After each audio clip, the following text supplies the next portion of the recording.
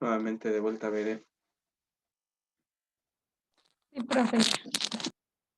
Vamos a esperar a tus compañeritas un momento.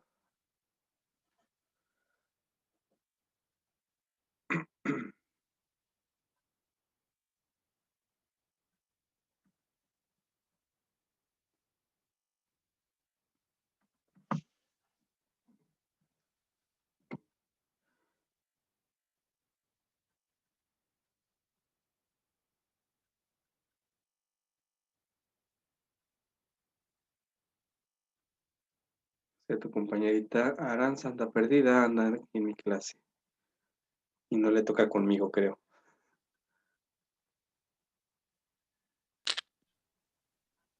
No creo ya no le toca en esta materia. No, ya se perdió.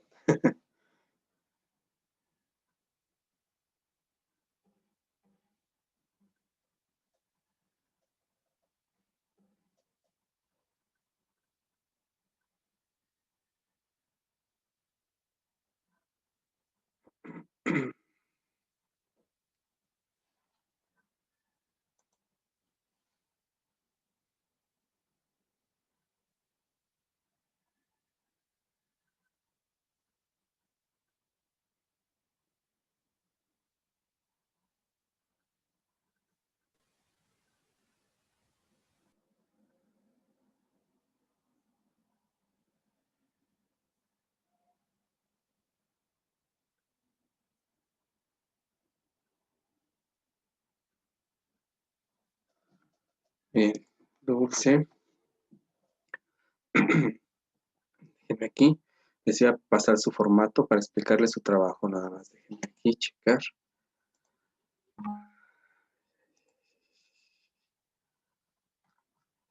Déjenme buscarlo.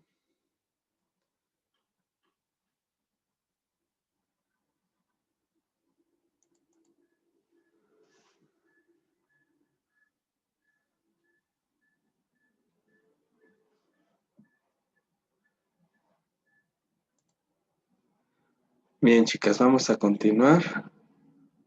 Entonces, con lo que es planeación y evaluación educativa. Igual como les comentaba, pues bueno, igual se acercan todo lo que son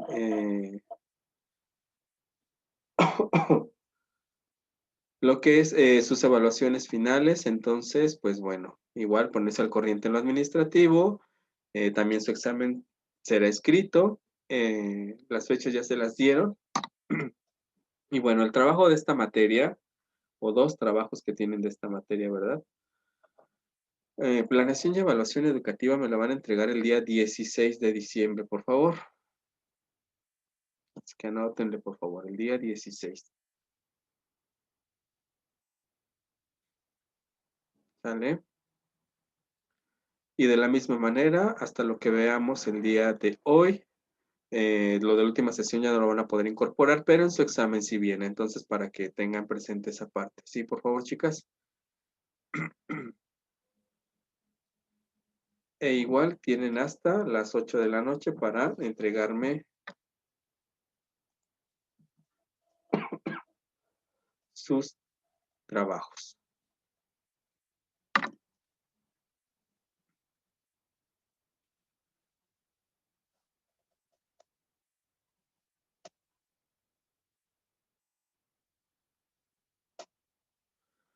Y nada más. Entonces, aquí son dos trabajos, recuerden ustedes. Por una parte es el ensayo de evaluar es calificar y por otra parte su planeación. Bien, a ver, vamos a retomar un poquito esta parte de planeación.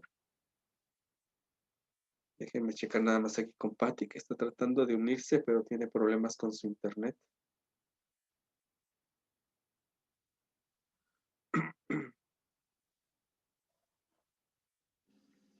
Ahí está Patty. Bien, entonces, les comentaba. Entonces, me entregan su trabajo el día 16, sus dos trabajos. Recuerden, evidencia en foto. Bien, les voy a compartir el formato de planeación que les envié. Ya les envié sus temas. No es una planeación por tema, ¿sale? Es una planeación de todos los temas para los cuales les estoy dando un tiempo, ya se los especifiqué ahí. ¿En cuánto tiempo se supone ustedes estarían estarían llevando a cabo esta planeación? Recuerden que tienen que hacer una introducción de lo que es planeación y evaluación educativa. Posteriormente, un análisis, dijimos que iba a ser una planeación sustentada, un análisis, ¿se acuerdan que vimos el análisis interno y externo de la situación y todo esto, verdad? Si recuerdan, bien.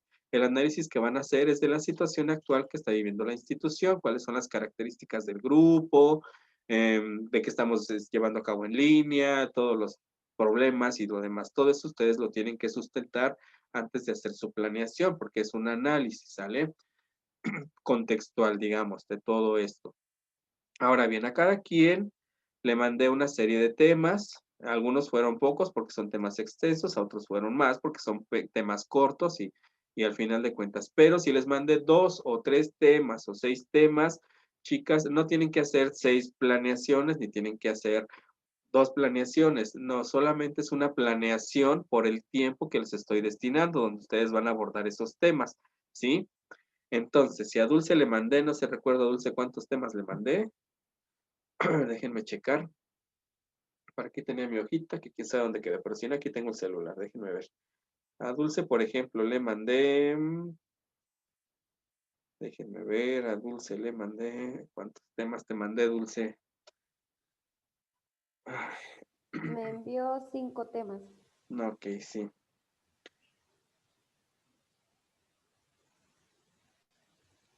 A ver, entonces, a Dulce le di, ok. Le di prácticamente, bueno, como tal son 4, ¿no? Porque uno es el tema principal. Entonces tienes un tema principal y de ahí se desglosan los demás temas.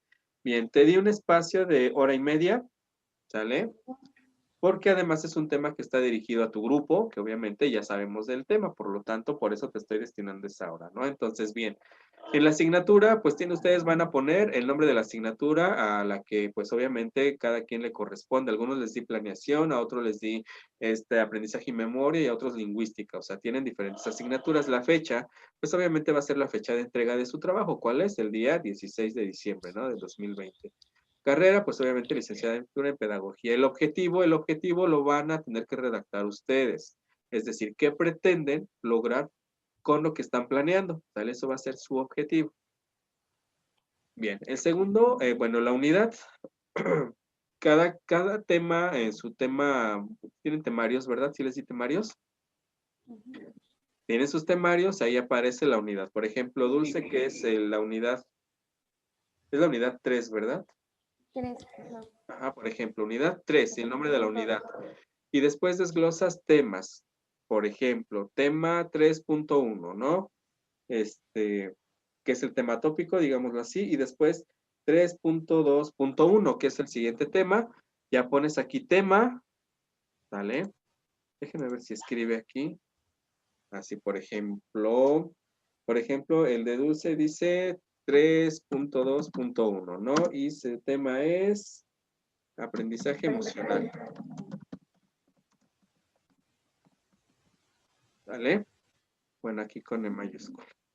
Tiempo. Supongamos que yo me voy a llevar para dar este tema, pero acuérdense que tenemos 3 tiempos, ¿verdad? De planeación, que son actividades de inicio, actividades de desarrollo y actividades de cierre. Bueno, Aranza ya se la sabe. Antes de pasar a mi tema, tal vez, yo aquí, ¿sí? En actividades de inicio, le puedo poner así. ¿Vale? A lo mejor marco, mi primera actividad va a ser, ay, Dios mío.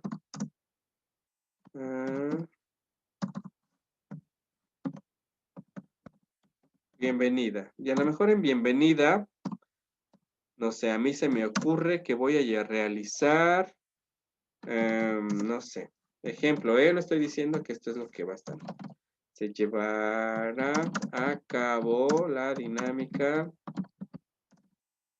me faltó una E.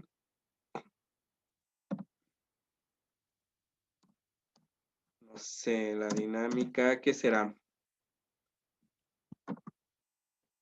Se me ocurre, como estamos en línea, ¿qué dinámico podría usar, por ejemplo?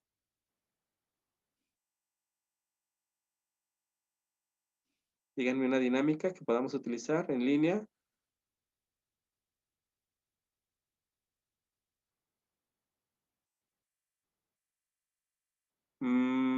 ¿Qué dinámica podemos usar? No sé, se me ocurre para la línea. No, Capitán Babotas no se puede. No, papá, no. Bueno, vamos a cambiar el lugar para no estarles pensando, pues vamos a llevar el tiempo y tenemos que explicar. Por ejemplo, en bienvenida, ¿no? En bienvenida, pues obviamente vas a saludar y todo lo demás. Y después, de acuerdo. Ay, Dios mío. Ay, Dios, mis letras. Al orden en que se fueron conectando, se les irá cuestionando sobre qué es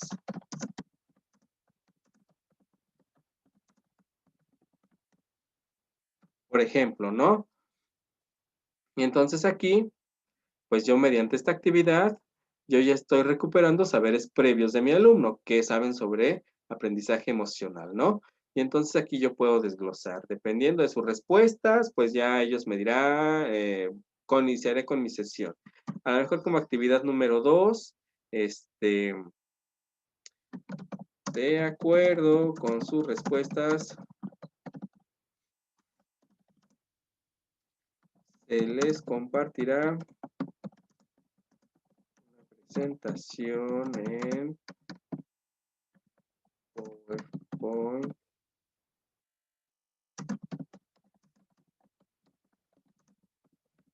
emocional.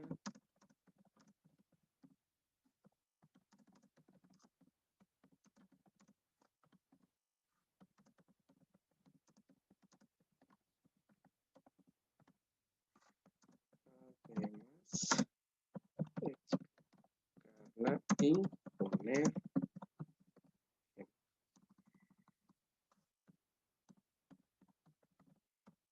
Por ejemplo, en mi siguiente actividad ya recuperé conocimientos previos, entonces ahora yo docente voy a, voy a checar aquí voy a presentar PowerPoint, voy a poner diapositivas, voy a hacer que ellos participen también, que expliquen, que pongan ejemplos y por último tal vez el docente solamente irá dando, aclarando dudas o demás, ¿no? Esto va a depender aquí. En evaluación, por ejemplo, se me ocurre que mi evaluación en esta actividad va a ser de acuerdo con sus explicaciones y ejemplos, ¿no? Una manera de yo poder evaluar a mi alumno si está comprendiendo lo que está haciendo o no, pues va a ser a la hora que él me explique aquí, ¿verdad? Y que me ponga ejemplos si realmente ha comprendido lo que está leyendo o no está leyendo y que tiene que ver con el tema. A mí se me ocurre esa parte, ¿eh? No es que así la tengan que hacer, ustedes pues van a desarrollar cada quien su planeación. En recursos, por ejemplo, obviamente aquí voy a utilizar computadora, ¿vale? ¿Qué más utilizo? Mi presentación, PowerPoint, ¿vale? ¿Qué más voy a utilizar? Tal vez audífonos, ¿vale? Se me ocurre que puedo utilizar esto, ¿sale? No quiere decir que pues todo esto lo voy a usar, pero tengo que poner todos mis recursos que yo voy a utilizar precisamente para que se dé esta sesión, ¿sale? Esto lo voy a hacer por cada tema, por cómo los voy a ir abordando, todos mis recursos que voy usando. En bibliografía, ¿sale? La bibliografía generalmente la dejamos hasta el final y ahí ponemos donde todas las ligas, libros, artículos, documentos que nosotros revisamos para el tema que se les está dando. En este caso, pues yo tomaría lo que ya tengo. Pero bueno, aquí en tiempo, por ejemplo, en mis actividades de inicio, de saludo y demás, yo solamente voy a poner que me llevo 5 minutos. ¿Vale? En mi bienvenida. En mis partes de aprendizaje, de lo que ya es el aprendizaje, me voy a llevar Se me ocurre 20 minutos. ¿Sale?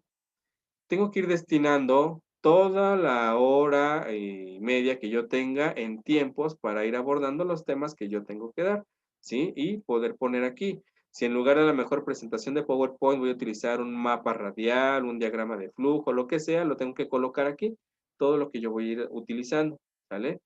Entonces, aquí, por ejemplo, no sé,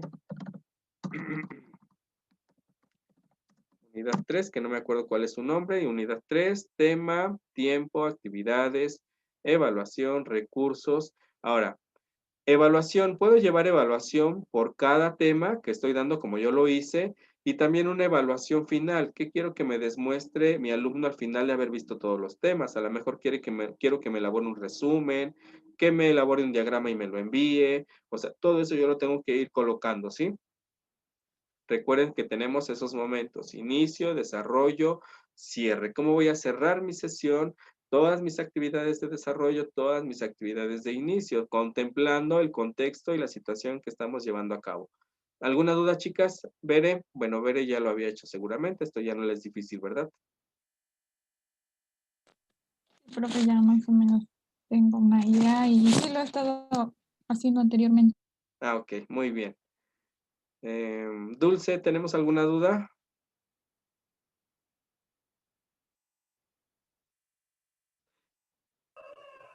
Sí, profe. Por ejemplo, nos está diciendo que lleva actividades de inicio, actividades de desarrollo y cierre. Tenemos que ir, por ejemplo, ahí como usted lo puso, ¿no? Actividades de inicio, ya puso la bienvenida y todo eso. Ah, ok. Tenemos que ir, ¿cómo es que se me fue la palabra? Eh, tenemos que ir, por ejemplo, recalcando, por ejemplo, de actividades de cierre, No, no, no. actividades de desarrollo. De hecho, en muchas planeaciones no se colocan ni siquiera actividades de inicio, ¿no? Nada más ponemos bienvenida o saludo o dinámica de bienvenida, y ya sabemos que esa es mi actividad de inicio. Y después empiezo a desglosar todas mis demás actividades que son mi de desarrollo. Y a lo mejor al final de la clase ya nada más pongo para cerrar sesión, se evaluará de esta manera, se hará un cuestionario, se aplicará una dinámica, o no sé, la manera en que tú vas a evaluar a tus alumnos. Esto va a depender de los formatos que cada institución nos dé, ¿no? En muchas sí nos marcan cuáles son tus actividades, nos ponen separados columna, actividades de inicio, actividades de desarrollo, actividades de cierre, ¿no? Y si vienen marcadas. Pero si no, es como en otras actividades donde sabemos que existe la estructura, pero no están mencionadas como tal, ¿sí? Así las podemos utilizar en algunos formatos de planeación también. O sea, como les digo, esto depende de la institución, ¿sí? En este caso, para lo que yo les estoy solicitando, si gustan, no pongan actividades de inicio, actividades de desarrollo, nada más con que Sí, se vea entonces reflejada la nos dijo que estructura. tenía, bueno, sí, ya, ahora sí entendí. Ajá. Ok. ¿Algo más, Dulce? Es que ya no te escuché. Ah, se les digo, sí, eso, ahora sí ya lo entendí. Entonces, aparte de esto, tenemos que hacer la introducción en donde vamos a hablar de planeación, qué es planeación y qué es evaluación educativa. Así es. Y el análisis, en donde vamos a hablar de como que la situación en la que se encuentra la escuela o así como, ¿cómo le puedo decir? Sí, la situación en la que está la escuela, porque ahorita, por ejemplo, estamos en clases en línea, porque ahora se tienen que adecuar, pues, la planeación a una actividad que es no presencial, que es en línea, utilizar otros métodos, otras estrategias. O sea, por ejemplo, hace rato que yo quería poner una dinámica, ¿verdad? Pues no puedo poner, por ejemplo, la dinámica de conejos y conejeras, porque pues no estamos presenciales, entonces tengo que utilizar otra, analizar el contexto, la situación de los alumnos, ¿no? Que tenemos problemas de internet y todo eso. Entonces, todo eso se tiene que considerar, pues, a la hora de planear. ¿Sí? Ok. ¿Alguna otra duda, chicas?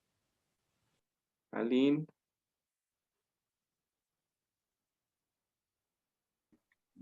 Creo que no, profe. ¿no? Ok. Bien, entonces, Patti, ¿tenemos alguna duda? Bueno, Patti tiene problemas con internet, espero me escuche.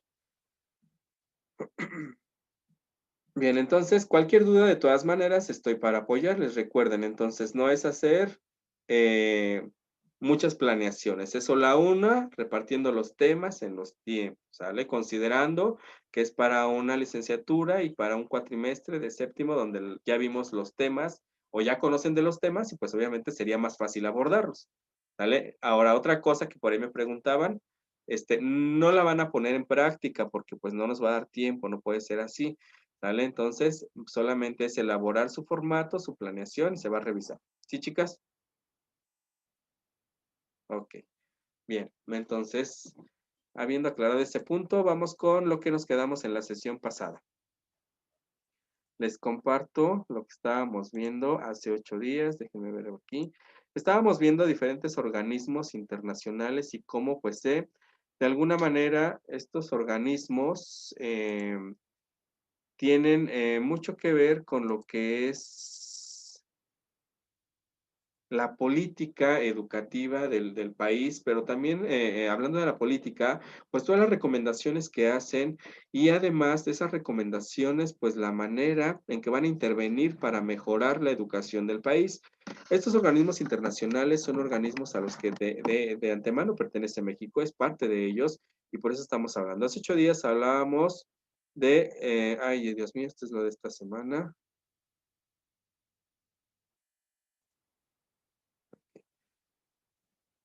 ¿Me dicen si ya se ve? ¿Sí? Ok, hace 8 días hablábamos de lo que era la Organización de las Naciones Unidas y bueno, hablábamos de cuál es su finalidad y demás, pero bueno, a nosotros sí nos interesa toda esa parte, pero también la parte en la que se ve establecida o en la que tiene relación con México. Y por ahí les dejé unos organismos que ahorita vamos a analizar de manera rápida.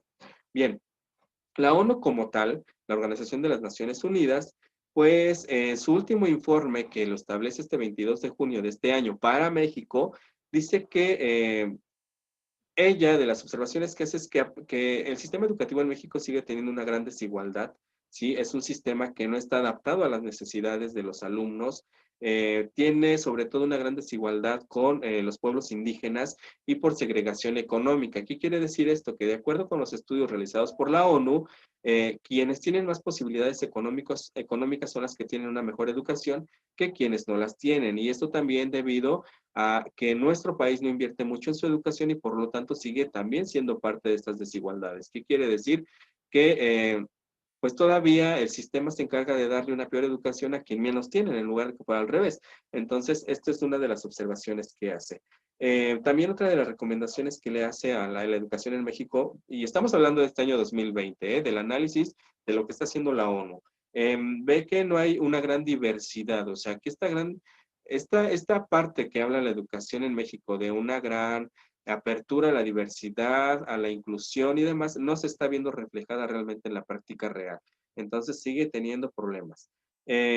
También, aunque dice la ONU que aunque en los materiales, libros de texto y en el programa educativo se está contemplando a las lenguas indígenas como parte del sistema, realmente en la práctica no existe esta parte. ¿Por qué? Porque los docentes que se encargan de la lengua de la educación indígena en México no están preparados para afrontar este tipo de educación. Entonces, seguimos viendo grandes, aunque, por ejemplo, a los indígenas del Valle del Mezquital en lengua ñañú se les manden sus libros en ñañú, de nada sirve que les manden los libros si los maestros que se encargan de dar esto no lo hablan. Entonces, pues de nada sirve, están desfavorecidos. Entonces, dice que hay esta parte de no relación en esto. También en su último informe, pues habla de que existe un gran problema con el desarrollo profesional docente. Es decir, algo que ya hemos hablado en otras ocasiones, el gran problema de la educación en México siguen siendo sus docentes. No están preparados para afrontar todo lo que el sistema requiere. Les hace falta preparación, ¿sí? Está analizando que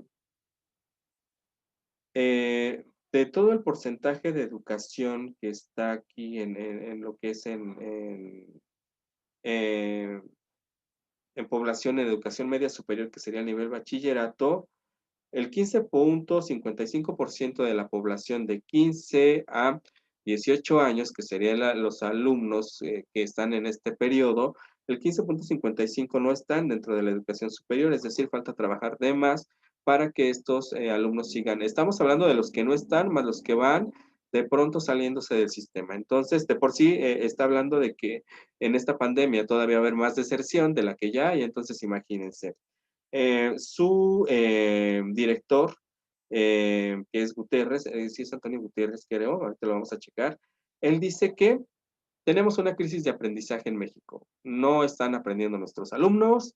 Es una crisis que ya existía, pero que ahorita con la pandemia, pues obviamente se hizo todavía más presente o está más presente. Entonces, desafortunadamente, él dice que en México hay una calamidad irreparable de crisis de aprendizaje. O sea, vean cómo nos tienen, o sea, muchas veces nosotros nos guiamos por los datos que nos dice nuestro gobierno, por los datos que nos dicen dentro de nuestro sistema, pero es importante también analizar cómo nos están viendo de fuera, ¿sí? ¿Qué está pasando con cómo nos ven otros países, cómo nos ven otros organismos, qué están viendo de nuestra educación? Y pues desafortunadamente, pues son datos, o sea, estamos viendo la triste realidad de nuestra triste educación que hemos visto por muchas décadas y que se sigue reflejando en la actualidad. Entonces, a 2 años del nuevo gobierno tampoco ha habido muchos cambios en la educación. Ahorita vamos a ver esa parte.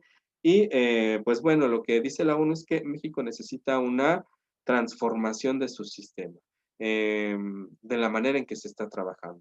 Pero bueno, vamos a ver si el gobierno hace caso de estas recomendaciones, ¿verdad? Estamos hablando que este análisis es de junio de este año. Entonces, la ONU sí, aparte de mantener la paz y lo demás, también se va a preocupar, perdón, porque la educación llegue a todos los países y de manera mejor, y que realmente la educación sirva para que los pueblos mejoren. Entonces, la ONU, esas son las recomendaciones que hacen y lo que ve desde allá fuera de México. Tenemos por otra parte a la UNESCO, que también estábamos comentando, bueno, por aquí estábamos hablando, ¿dónde está? La UNESCO, la Organización de las Naciones Unidas para la Educación, la Cultura y las Artes. Vamos a hablar de esto. Sí, también contribuye a la paz y también es parte de la ONU, pero la UNESCO, pues también es una de, como lo vemos, es la parte encargada de educación, cultura, artes. Entonces, vamos a ver cómo ve la ONU a México en cuanto a su educación. Estamos hablando también de un análisis de mayo del 2020, que es lo que yo pude encontrar. Vamos a hablar qué dice la UNESCO de México, qué pretende. Ahora, ¿por qué estamos hablando esto? Bueno, porque la UNESCO, la ONU, la OCDE y los que investigaron, que ahorita vamos a hablar, van a intervenir en la política en la manera en que México tiene que planear y evaluar para obtener un mejor sistema educativo. Por eso lo estamos retomando. Y además porque también van a ser parte de las que financian la educación, es decir, que van a dar apoyo monetario a México para que mejore su educación. Bueno, de acuerdo a la UNESCO dice que el sistema mexicano educativo, el sistema es el sistema educativo más grande, el quinto sistema educativo más grande del mundo. Eso es un sistema muy grande. Sin embargo, no es porque esté en el mejor lugar, no, es el quinto en cuanto a la magnitud de lo que maneja el sistema. El modelo que maneja, dice la UNESCO, es un modelo que bien podría ser tomado por otros países, porque en la teoría es un modelo que está bien estructurado. Lo que ahorita está manejando, por ejemplo, en pandemia, es un modelo que está muy estructurado por todo lo que maneja en contenidos en radio, televisión, en línea, todo lo demás. Sin embargo, eso no quiere decir que en la práctica se esté llevando de la manera como está planteado. O sea, al final de cuentas, sí está bien bonito teórico, incluso podrían meterlo en otros países, pero en la práctica no está haciendo lo que se está manejando en la teoría. Entonces, una cosa es el discurso político, todo lo que se está manejando, y otra cosa lo que se está haciendo prácticamente del programa, del modelo que se está tratando. Dice la UNESCO que en México hace falta garantizar una infancia libre, o sea, el sistema educativo no está garantizando esto, y que también encuentra todavía mucha violencia que se da en los sistemas, en el sistema educativo mexicano, que lo vamos a ver reflejado en esta violencia que se da en las aulas, en la discriminación, en la no inclusión y todo esto. O sea que seguimos teniendo problemas, ¿no? Esto dice la UNESCO. También no está garantizando la educación libre, la educación inclusiva, hay mucha discriminación, lo que les estaba diciendo, es otra cosa que está viendo la UNESCO. La UNESCO también dice que no hay muchas opciones para personas con condiciones, con problemas, ¿no? Por ejemplo, las personas que tienen discapacidades o problemas, tampoco hay mucha parte, no está ofreciéndose. O sea, sí está en el discurso, ¿no? Lo vemos con el discurso político del actual gobierno, pero en la práctica esto no se ve reflejado. O sea, sí está bonito ahí, pero nada más. Igual hace una recomendación a lo que son fortalecer la educación intercultural y bilingüe también. Le está diciendo a México, sí, no estás trabajando en tu educación bilingüe, todo lo que es interculturalidad, algo que ya vimos con la ONU, tampoco lo está manejando. También le da, otra vez, recomienda trabajar con los grupos indígenas. En los grupos indígenas, como ustedes escuchan un discurso político, pues todos, uy, los indígenas que nos han dado nuestros pueblos originarios, que nos dan identidad, nuestros pueblos originarios, que hay que comprar, que esto y que el otro. Pero en la práctica, realmente los pueblos indígenas son los que tienen la peor educación, ¿vale? Entonces, realmente le vuelven a hacer esta recomendación. Nos habla de que en México hay 37 millones de estudiantes en el sistema. Imagínense, 37 millones de estudiantes en todos los niveles. Hay 2 millones y 100 mil docentes y 265 mil escuelas en el país. Por eso es que somos el país con el quinto sistema más grande por todo lo que se maneja.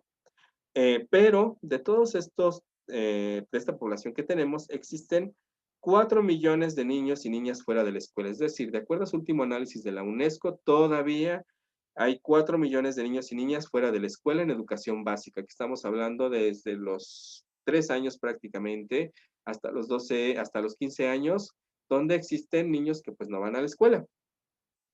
También dice la UNESCO que 3 de cada 10 adolescentes no asisten a la escuela, es decir, la educación media superior de los 15 a los 18 años, tenemos que de cada 10 adolescentes, solamente 7 están en el nivel la escuela y 3 no, ¿sí?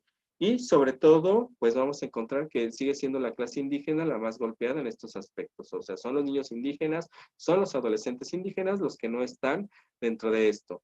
¿Por qué es importante saber estos datos? Pues porque esto lo debe de considerar el gobierno para planear sus políticas, para planear actividades que hagan que el sistema educativo llegue a toda esta parte y mejorar la educación indígena, ¿no? Entonces, pues igual, realmente la valoración que está haciendo la UNESCO de la educación en México no es la más adecuada, ¿verdad? Entonces, ya llevamos a 2 en contra, ¿verdad? La ONU y la UNESCO que nos recomiendan o recomiendan al gobierno de México, pues, ciertas situaciones. La UNESCO dice, o hace una recomendación, yo hace 8 días les hablaba de cuánto invierte México en educación.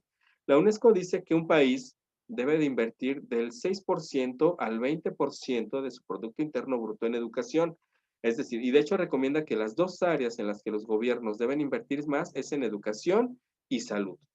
Y vamos a ver que otros países, pues si lo hacen, vamos a ver eh, que en México desafortunadamente, bueno, hasta el gobierno pasado de Enrique Peña Nieto, México estaba teniendo un aporte del aproximadamente entre el 5 y el 6%, esto dependiendo cada año, pero estaba haciendo este aporte.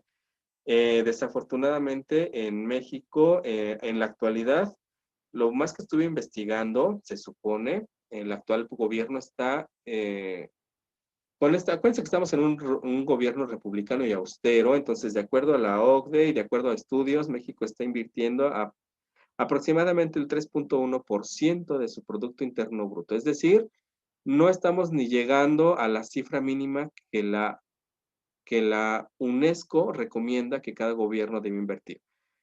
Esto es una gran desventaja para muchas cosas, porque obviamente se va a ver reflejado en toda la infraestructura, en los pagos de los docentes.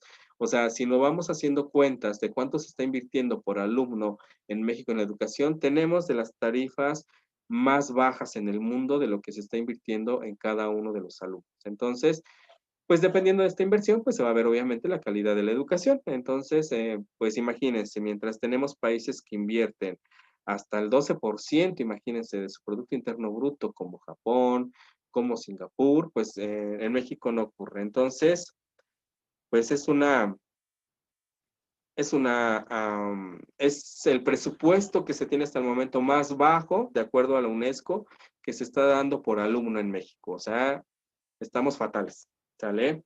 De todo este presupuesto que se está dando, que según México está otorgando, pues el 56% de este presupuesto es para la educación básica, el 12% es para la educación media superior, el 0.1% es para educación de adultos y 23% en educación superior. Ahora bien, de todo el presupuesto en total, digámoslo así, el 85.6% se paga en nóminas. Es algo que ya les había yo comentado. La mayor parte se invierte en el pago de nóminas de docentes, directores, intendentes, secretarios, todo lo demás. El 4% se destina a becas. Sí, de ese 3.1%, digamos de ese 100%, ahora hacemos esta repartición, el 4% a becas, el 2% a administrativos, el 3.2% se va a infraestructura y el 4.4% en otros, que esa es la manera en que ahora se ve reflejado la aplicación del presupuesto de la educación en México. Recuérdense que les decía, estamos en un gobierno de austeridad donde se quitaron varios, digamos, los apoyos que se tenían a la ciencia, al arte, a la cultura, y que esto se va a ver reflejado también en la parte de educación. Entonces, pues la UNESCO, según esto, seguimos teniendo un presupuesto muy bajo en educación. Y pues bueno, comparado, sí lo tenemos. O sea, somos un país que no invierte en educación, que se habla mucho de la educación, pero que no se invierte en ella. Y que lo que más invierte, lo que se invierte es en el pago de maestros y no en otras cosas. Entonces, sí tenemos graves problemas, según la UNESCO. Entonces, la UNESCO se encarga de esa parte. ¿Vale? Ahora, eh, de acuerdo con otro organismo muy importante que nosotros tenemos por aquí, que es la OCDE, la OSD, la organización, aquí déjenme ver dónde está, aquí está. La Organización para la Cooperación y el Desarrollo Económico, de la cual ustedes investigaron la prueba PISA, ¿verdad? Que les dejé de tarea y que ahorita vamos a comentar. De acuerdo con la OCDE, que es otro organismo internacional que va a hacer observaciones a la educación en México, y que este es un conjunto de países, son 33 países los que la conforman, entre ellos México, y que tiene que ver sobre todo con países de América Latina. Vamos a ver que la OCDE, pues aquí van a tratar, aquí en este organismo, lo que hacen los países es, perdón, responder a retos económicos, sociales y medioambientales, que tienen que ver con la globalización y la interdependencia de cada uno de estos organismos. Sin embargo, pues vamos a ver que también va a tener mucho que ver con la educación. La OCDE también se va a meter con la educación y vamos a ver que, bueno, esto es, como ustedes ya lo vieron, realmente es más parte de la historia. Lo que nos refiere es, o lo que nos interesa a nosotros va a ser lo que la OCDE piensa de la educación en México. Y bien, de acuerdo a la OCDE, según las recomendaciones de aquí la OCDE, la recomendación que hizo, la hizo hasta el 2019, aquí sí la estoy retomando del 2019, pero una de las recomendaciones que hacía era la no eliminación del INEE. ¿Se acuerdan que nosotros vimos en clases pasadas que el INEE fue desaparecido pues por el actual gobierno? Realmente dejó de ser el organismo que evalúa. La OCDE dice que no debió haber desaparecido, este organismo debe haber permanecido realizando sus actividades de evaluación. Pero bueno, la OCDE estaba en contra de precisamente toda la derogación de la reforma educativa que Peña Nieto había dejado, porque a pesar de todo lo que podamos decir del gobierno de Peña Nieto, pues la OCDE considera que sí estuvo dejando resultados en cuanto a este sistema de aprender a aprender, que sí estaba dando resultados buenos en el alumnado que se estaba aplicando. Entonces, que el actual gobierno no debe haber derogado toda la reforma educativa, debe haber mantenido ciertos aspectos que eran relevantes para la educación en México, cosa que, pues bueno, el actual gobierno no hizo. También desechó toda la reforma educativa y no se quedó con nada. Entonces, como que no era viable eliminar toda la estructura, ¿sí? Y sobre todo la OCDE lo